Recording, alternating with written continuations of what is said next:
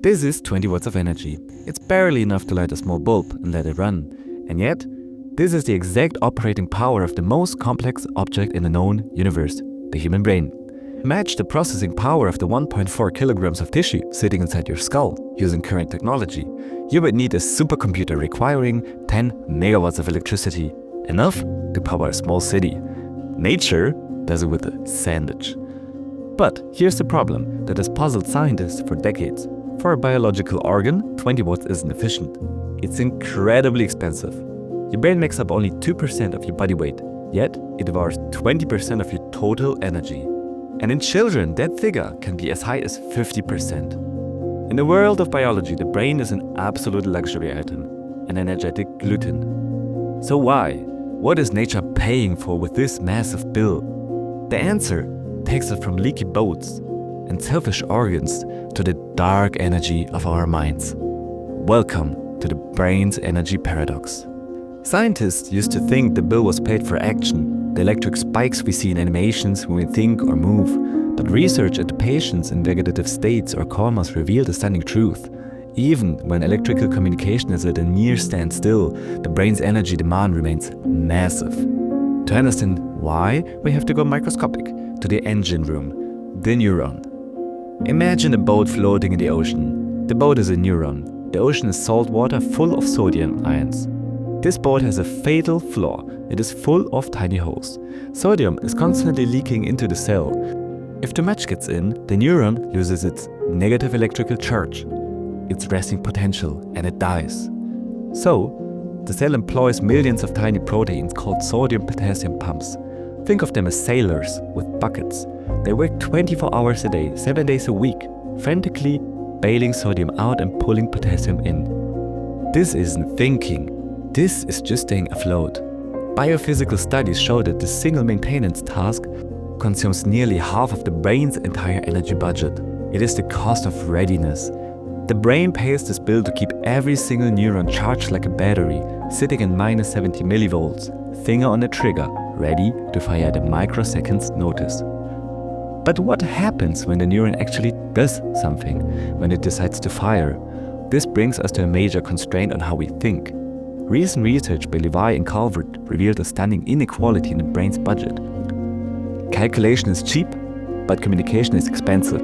It costs relatively little energy for a neuron to process information internally, to decide whether to fire. But sending that electrical spike down the wire to a neighbor, that consumes 35 times more energy than the calculation itself. This massive cost of communication forces the brain to use a strategy called sparse coding. It's the reason you don't hallucinate every memory you have all at once.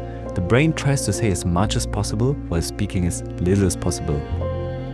Now you might be thinking, okay, the baseline cost is high, but surely if I sit down to solve a complex calculus problem or play grandmaster level chess, my brain energy must skyrocket, right? Well, yes, but actually no. This is perhaps the most mind-blowing fact in neuroenergetics. Research by neuroscientist Raichle revealed that intense mental effort increases the brain's global energy consumption by less than 5%. Whether you are solving a crisis, doing advanced math, or staring at a blank wall, your brain's engine is roaring at near maximum capacity. The energy doesn't increase, it just moves around. Raichle calls this brain dark energy. Think of it like a Formula 1 car sitting at a red light. The driver is revving the engine at 12,000 RPM. The car isn't moving, but it's burning fuel like crazy. Why? So that when the light turns green, the launch is instantaneous. If the brain had to cold start its engine every time a tiger jumped out of the bushes, we would have gone extinct millions of years ago. But what is the brain doing with that high idle speed? If it's not reacting to the world, what is it doing?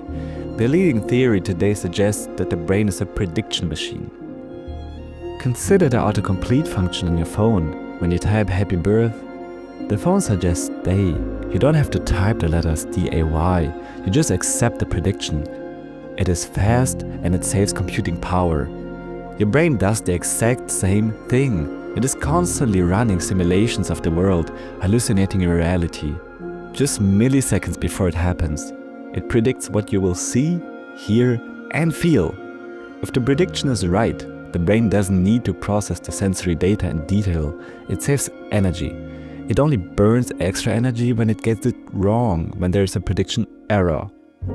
In fact, some scientists now believe that what we perceive as beauty is a vertical face, a fractal pattern, a landscape, is simply the feeling of high metabolic efficiency. We find things beautiful because they are easy for our prediction machine to process.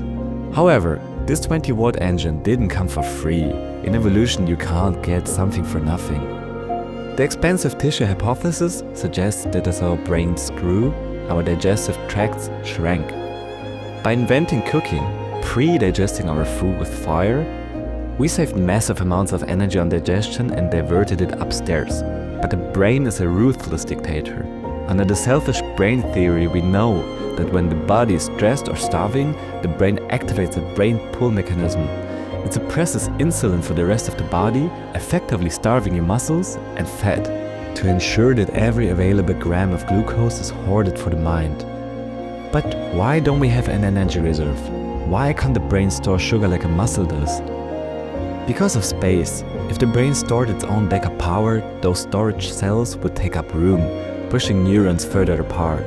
This would increase the wire length signals have to travel, which would, you guessed it, require even more energy.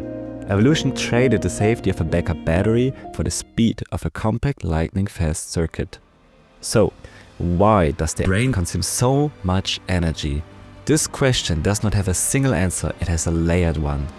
Biophysically speaking, it's fighting the entropy of an ion leakage to maintain the electrical potential required for signaling. Evolutionarily, it consumes energy because the adaptive advantage of complex cognition was worth the trade-off of a smaller gut and higher dietary requirements. And functionally speaking, it's the bill for a machine that lives in the future rather than the present, constantly predicting reality so it doesn't have to be surprised by it.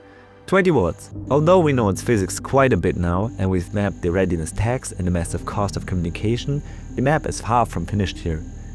We struggle to explain the dark energy of the mind, why the engine runs at full tilt even when the gears are neutral. We don't know yet if a genius is a more powerful machine or simply one that has mastered a quieter, more efficient silence. The challenge is the noise floor. Trying to find a single thought inside the brain's constant background activity is like trying to hear a single whisper inside a sold-out stadium. We are stuck between the micro and the macro, unable to see the middle ground without crossing ethical lines. But with more advanced technology, more deeper questions will be answered soon. Thanks for watching.